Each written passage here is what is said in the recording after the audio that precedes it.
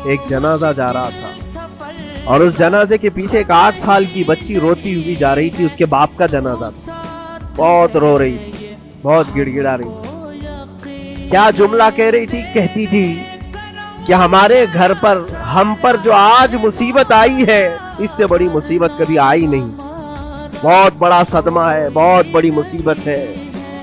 तो हजरत सुफियान सौरी ने उस बच्ची से कहा, बेटा तुम्हारे ऊपर जो मुसीबत आई, तुम्हारे घर पर जो आई, वो कल को ठीक हो जाएगी, तुम फिर मामूल पर आ जाओगे। बल्कि बात यह है, तुम्हारे बाप पर जो आई है वो सबसे बड़ी है, वो मौत, वो सबसे बड़ी है, क्योंकि वो पलट करके आने वाला नहीं है।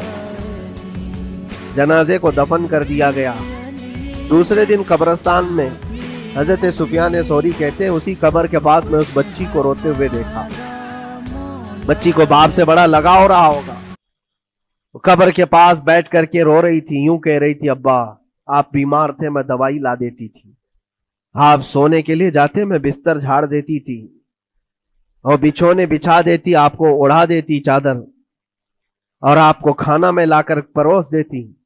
कल की रात कैसी गुजरी? क्या किसी ने दवाई पूछी आपको? क्या किसी ने खाना पूछा आपको?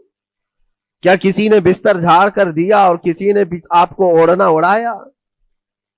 वो रोती हुई अपने बाप से, मरहूम बाप से बातें कही जा रही थी। हजरत सुफियान सौरी उठाते और कहते हैं, बेटा ये सवालात अब ना कर अपने बाप को कि किसी ने खाना पूछा, दवाई पूछी, बिस्तर बिछाया, नहीं।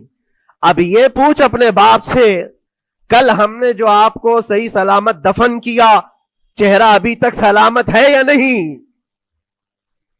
अभी तक पेट सलामत है या नहीं कि फाड़ दिया गया? कफन अभी तक बाकी है या छीन लिया गया है? ये पूछ अपने बाप से कि कल हमने जब दफनाया था तो खुशबुओं में दफनाया था। पूछ अपने बाप से कहीं कीड़े तो नहीं चढ़ गए आज, क्योंकि ये होने वाला है अब कब्र की जिंदगी में।